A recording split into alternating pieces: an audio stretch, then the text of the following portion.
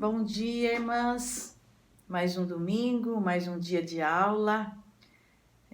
A nossa oração a Deus é para que realmente Ele nos dê entendimento, sabedoria, para que ao estudarmos a palavra dEle, nós entendamos o que Ele quer para as nossas vidas de hoje, né? Então, a Bíblia é toda a história que Deus quer nos contar. Ele é o autor deste livro. E quando a gente quer conhecer o autor de um livro, a gente vai na biografia dele. E a Bíblia é a biografia de Deus. Então, nós estamos em oração agora, nesse instante, pedindo a Deus que nos abençoe no entendimento da Tua Palavra e que venha servir para os nossos dias, para aplicarmos nas nossas vidas, em nome de Jesus. Amém. Então, irmãs, hoje nós vamos estudar o 4º capítulo de Zacarias e onde nós vamos estudar a 5ª visão de Zacarias. Lá na 4ª visão que nós estudamos na aula passada, Deus, ele se revelou a Josué. Então, Zacarias teve uma visão. A visão é quando ele estava acordado, e lá no capítulo 3, ele teve a 4ª visão, onde Deus mostrou para Zacarias contar para Josué que Deus iria restaurar a vida dele. E dessa maneira, encorajando Josué, que também estava desencorajado, e devolvendo a dignidade de Josué para ser realmente o sumo sacerdote.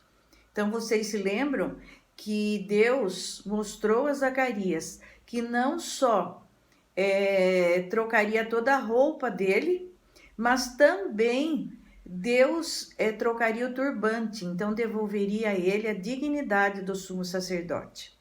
Agora, na 5ª visão, nós vamos ver que Deus, ele vai garantir a vitória para Zorobabel. Zorobabel, em alguns lugares, parece como príncipe, outros como governador, outros como rei, né? Mas, enfim, ele era o chefe civil dessa nação. E Deus, aqui na 5ª visão, ele devolve a Zorobabel, da mesma forma que ele fez para Josué, ele devolve a missão de ser realmente o rei daquela nação, encorajando-o a reconstruir a cidade, a reconstruir o templo. Então, vamos relembrar qual era o ambiente que estava acontecendo toda essa visão. Zacarias estava vivendo em que época? Qual era o ambiente? Então, era um ambiente de muitas dificuldades. Ali tinha muita oposição dos vizinhos, nós já vimos isso, os vizinhos, eles desencorajavam, mas para quê? Para quê? Né? Eles tinham falta de recursos e eles tinham, o pior de tudo era a deficiência dos líderes, que era justamente onde Deus queria trabalhar com Josué e Zorobabel, a liderança civil e a liderança religiosa. E aqui então, a cidade como que estava?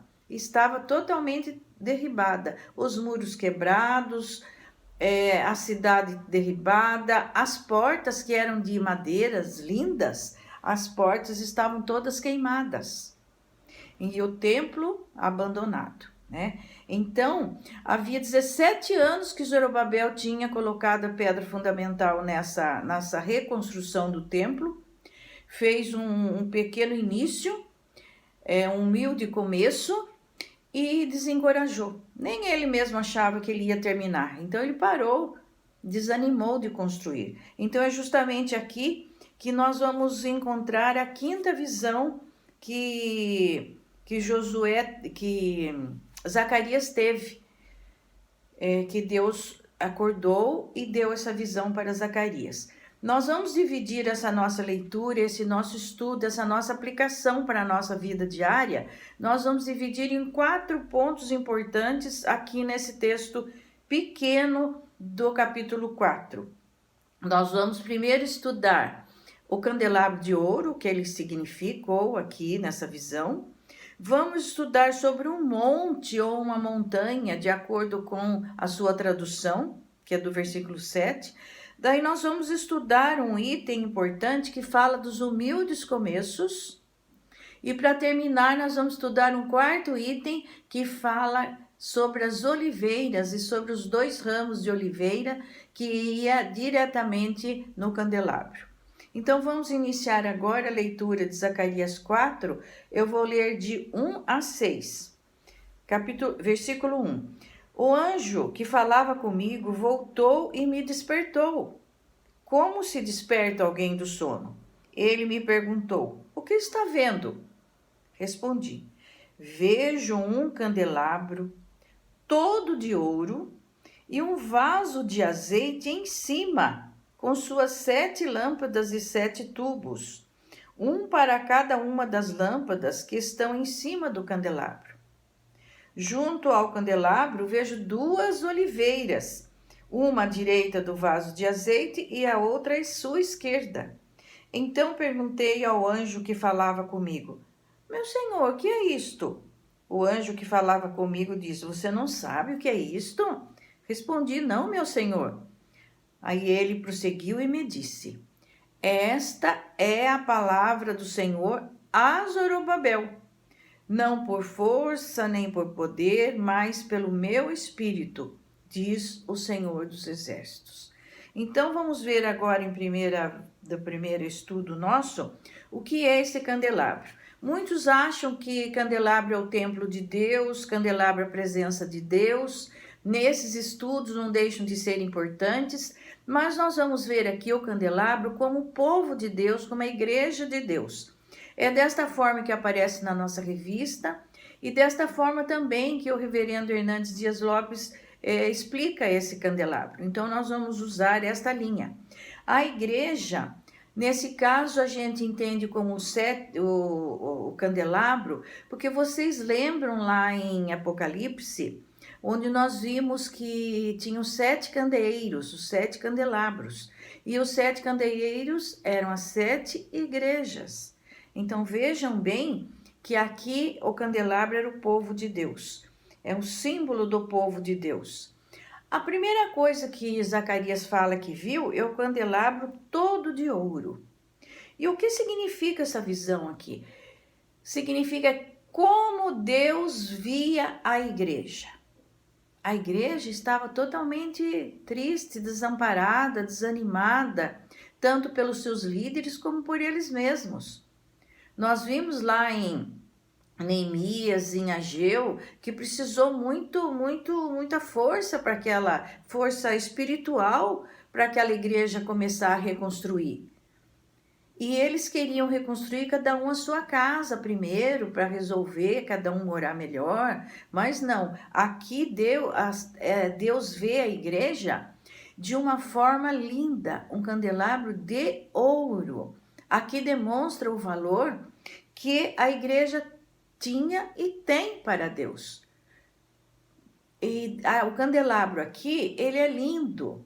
Quando a gente pensa no candelabro do Templo de Salomão, o que é que a gente imagina? O candelabro mais lindo que pudesse existir na face da terra. Mas aqui não. O candelabro de ouro aqui, ele é mais lindo e mais luxuoso que o do Templo de Salomão. Porque em cada lâmpada, porque ele tem 7 lâmpadas, em cada lâmpada tem 7 tubos, onde desce o azeite. E o interessante é que esse candelabro, ele nunca se apaga.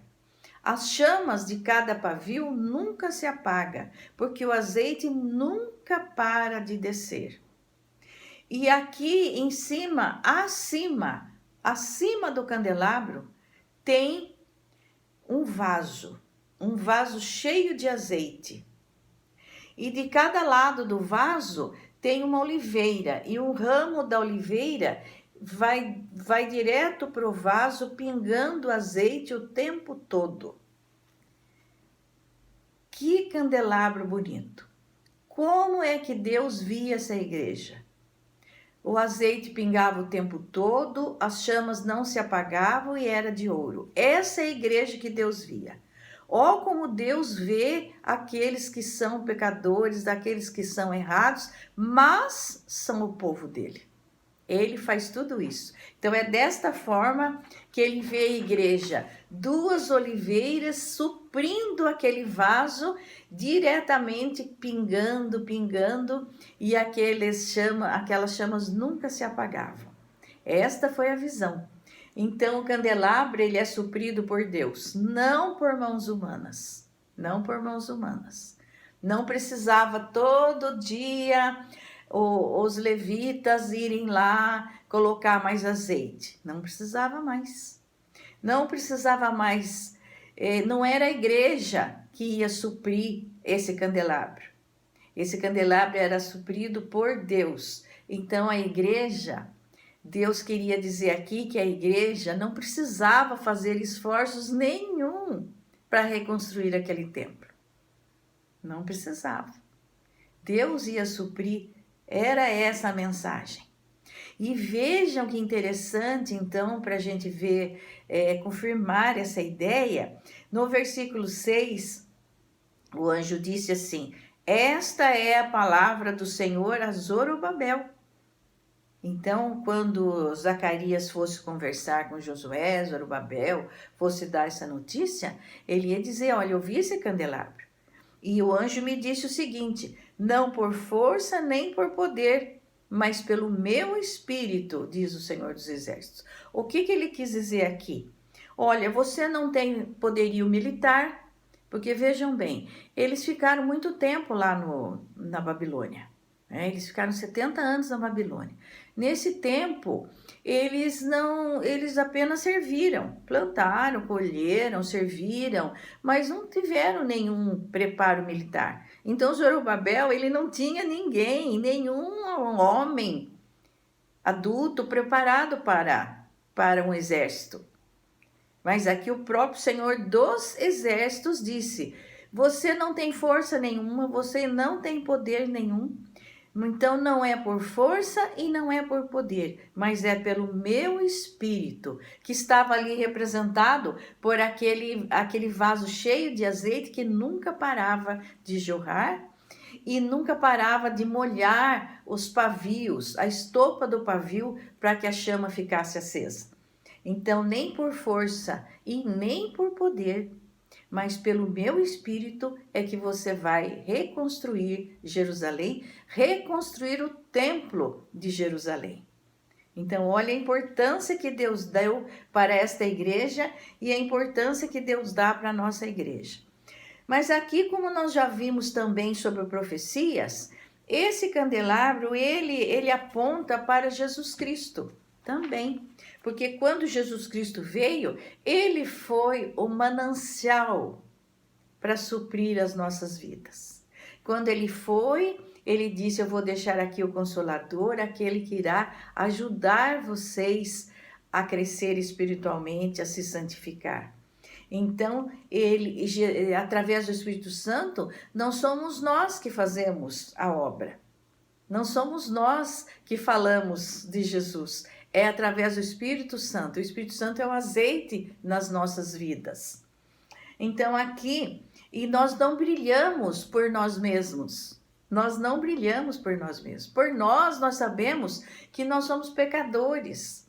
Se a gente se desliga um pouco da palavra e se detém nas coisas do mundo, a gente já começa a ir mesmo por aquele lado. E aqui eu gostaria de contar uma história para vocês, que eu aprendi esses dias, a história de um senhor, uns missionários, eles tiveram um dia um evento onde eles iriam conhecer o Senhor. Quem me contou foi a missionária chamada Ariadna, que me deu a segunda aula de um curso que eu estou fazendo. Então, ela disse que quando eles estavam esperando aquele senhor, ela em si falou assim: eu esperava um homem caído, um homem triste, abandonado, derribado, um homem que iria dizer dos sofrimentos que teve, das açoites que levou na prisão, mas não. Quando aquele homem entrou no ambiente, o ambiente inteiro reluziu, eles viram Jesus naquele homem. E o homem começou a contar das façanhas que ele teve em Jesus, de todas as missões que ele fez, e foi passando o tempo até que um dos missionários perguntou para ele: mas mesmo com sofrimentos, o senhor, tanto sofrimento que o senhor teve? Aí ele contou uma passagem: olha, uma vez que eu fui preso, eu fui açoitado demais e eu estava amarrado com os dois braços para trás, amarrado com as duas pernas. E aí a pessoa que vinha me açoitar e fazer me judiar, ele vinha e perguntava para mim: o senhor quer abandonar a sua fé? E eu dizia não. Aí eles chutavam a minha boca, onde quebrava os meus dentes e também saía muito sangue, e eu era proibido de jogar o sangue e os dentes. Eu tinha que engolir tudo aquilo. E aí eles perguntavam de novo: o senhor quer abandonar sua fé? O senhor quer abandonar sua fé em Jesus Cristo, esse que o senhor professa? Não quero. Aí eles judiavam mais e chutavam a boca desse missionário. E aí ele apanhou tanto dessa forma que entre os intervalos ele estava com todo o rosto inchado, sem dente, os dentes quebrados. E ele conversou com Jesus Cristo. Ele falou: olha, eu digo para o Senhor que eu não estou aguentando mais. Eu não estou aguentando mais. É muito sofrimento. E aí ele conta que Jesus veio e falou para ele o seguinte: olha, o que eu sofri na cruz foi mais do que você está sofrendo. Eu sofri por todo esse mundo e sofri por você. E eu sofri por amor a você e a todo mundo. Então, eu quero que você ame esse homem que está açoitando você, que está judiando de você. Eu quero que você transforme isso que você está dizendo em amor. É o meu amor. Como eu amei vocês, eu quero que você ame esse homem que está maltratando você. E aí ele conta que quando o homem entrou para uma outra bateria de sofrimento, quando ele levantou os olhos e encontrou os olhos do homem, ele disse assim: foi um amor imenso que eu senti por aquele homem, um amor tão grande que eu senti por aquele homem, que se eu tivesse com as mãos amarradas, eu abraçava esse homem como se fosse um irmão. O amor de Jesus inundou o meu ser de uma certa forma que eu amei aquele irmão, amei aquele homem como um irmão. E quando aquele homem olhou nos meus olhos, aquele homem disse para mim assim: eu não aguento esse olhar que você está me dando. Eu não aguento esse olhar. E se ajoelhou diante do missionário e disse: me fale do seu Deus. Então vejo, irmãs, que a luz que brilha em nós, ela não vem de nós. Ela passa através de nós, mas não procede de nós mesmos. Então, sem o Espírito Santo, sem o azeite, nada nós somos. Que o azeite é o Espírito Santo. E outra coisa que a gente tem que aprender é que só temos luz quando nós somos encharcados do Espírito Santo. Aí nós refletimos a luz de Cristo. O que nós somos nesse candelabro? O que nós somos nessa igreja? O que nós somos no meio desse povo? Sabe o que nós somos? Nós somos aquele pavio de estopa que está ali dentro. Cada um de nós é um pavio de estopa. Simples assim. Que o Espírito Santo nos encharca de uma certa forma, que nós estamos limpos sempre. Aquele candelabro antigo, todos os dias era necessário cortar as pontinhas, tirar alguma queimadurinha, encharcar de novo com óleo. Nós conhecemos o que é uma lâmpada de azeite. Todo dia vai queimando, a gente tem que puxar o pavio.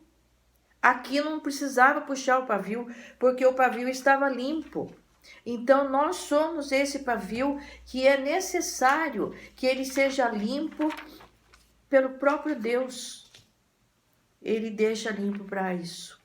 E agora para o versículo 6, para nós tem por força nem por poder, mas pelo Espírito Santo, uma aplicação para nós é que nós somos fracos realmente.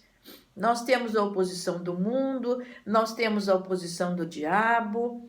E como que nós vamos avançar? Pelo Espírito Santo que nos enche e que molha esse pavio que nós somos. Nós vamos agora adiantar a palavra. Vou ler a palavra no capítulo 7 apenas agora. Versículo 7. Quem é você, ó grande monte? Diante de Zorobabel, você será uma planície, porque ele colocará pedra de remate do templo. Em meio a aclamações, haja graça e graça para ela.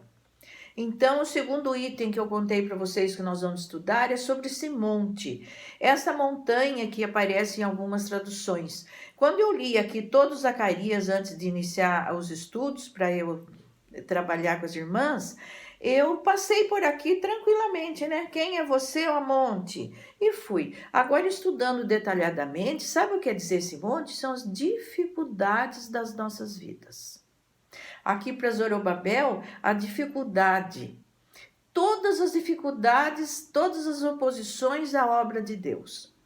Às vezes a gente pensa assim, é uma oposição para eu ir trabalhar lá naquele campo missionário, é uma oposição para eu sair na rua à noite, não é uma oposição para eu falar até para o meu vizinho, falar para aquele que eu encontro na rua, aquele que eu paro para conversar numa compra de supermercado, para aquele que eu encontro, encontro com alguém. Não é o inimigo, ele está preso com as suas armas, mas ele tem essa função ainda, esse poder para estar fazendo que a gente não fale a palavra de Deus. Mas naquele tempo as oposições nós já vimos, eram os vizinhos, era o desânimo do povo, né? E só que aqui Deus está dizendo, olha, Zacarias, diga para Zorobabel que este monte, essas dificuldades serão aplainadas. E que ele, que colocou a primeira pedra, a pedra angular, a pedra principal, ele vai colocar a pedra de remate. Ele que não fique desanimado, porque ele vai colocar a pedra de remate no templo. Ele vai colocar a última coisa no templo e todos que estão aqui assistindo vão bater palma e vão aclamar de alegria. Aqui na minha tradução fala, haja graça e graça para ela. Em outras traduções tem outras formas de aclamações. Então aqui todas as nossas dificuldades são aplanadas por Deus quando nós temos realmente o poder do Espírito Santo, né? Se as nossas dificuldades são imensas que a gente não conseguiria resistir, Deus faça com que a gente consiga resistir. Eu vou ler agora mais um outro pedaço da palavra, que é 4, de 8 a 10. Novamente, a palavra do Senhor veio a mim dizendo, as mãos de Zorobabel lançaram os alicerces deste templo. E as mãos dele vão terminar a construção, para que vocês saibam que o Senhor dos Exércitos é quem me enviou a vocês.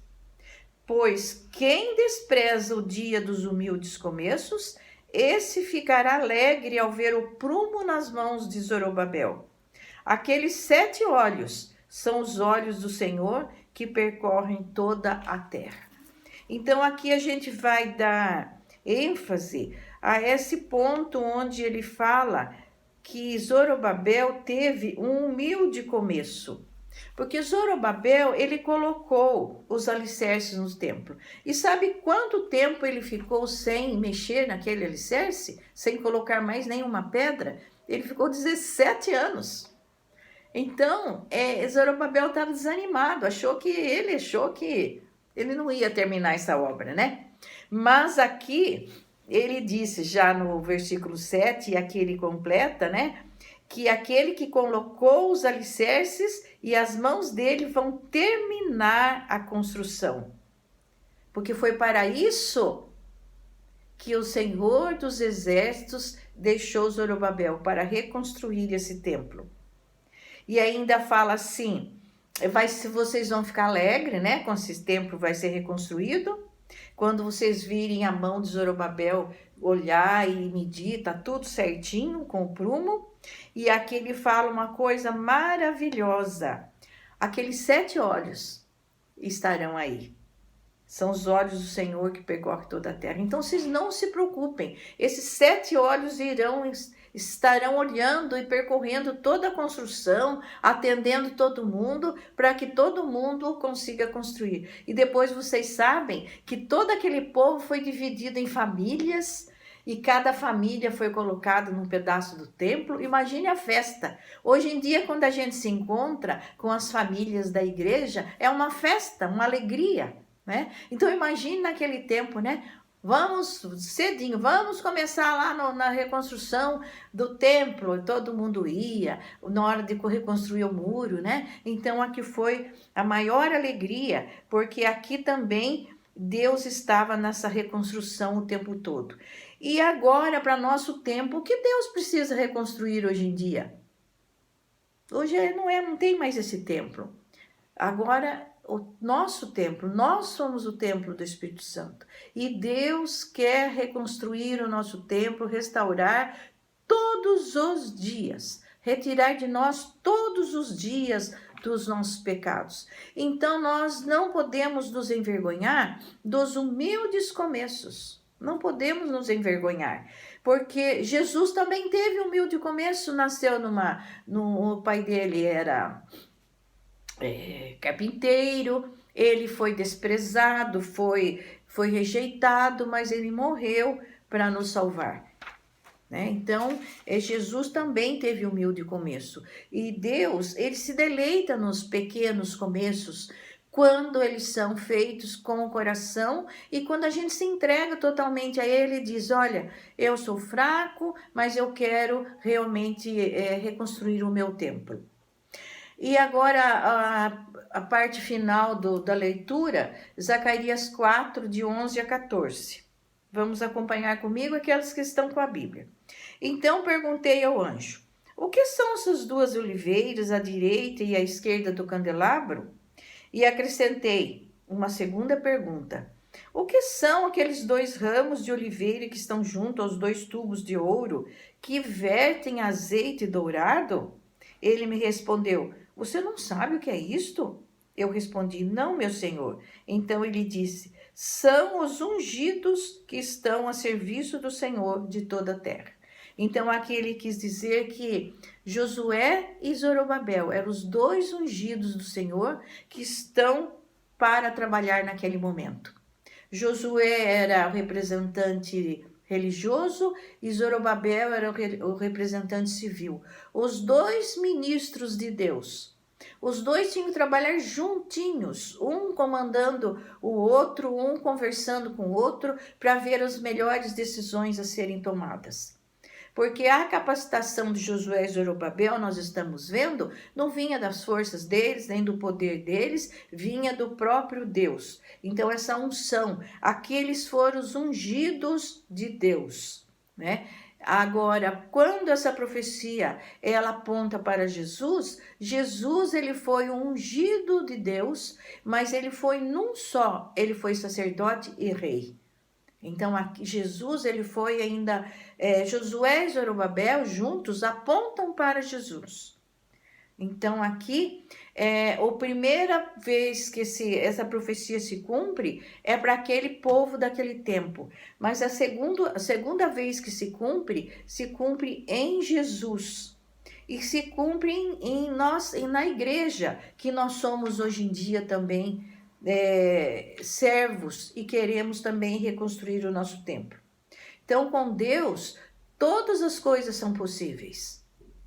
O que essas 2 oliveiras fabricam? Fabricam depois de moído, essa oliveira fabrica o azeite. né? Ela própria não fabrica o azeite, o homem precisa moer. Mas aqui na visão que Zacarias teve, do próprio ramo da oliveira descia o azeite que encharcava aqueles pavios. Esse candelabro era maravilhoso, né?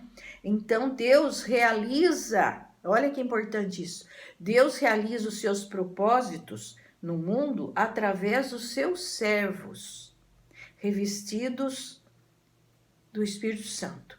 Eu gostaria de contar uma outra história que eu aprendi com a mesma missionária chamada Ariadna, que fala de 3 jovens missionários que foram lá para o Oriente Médio.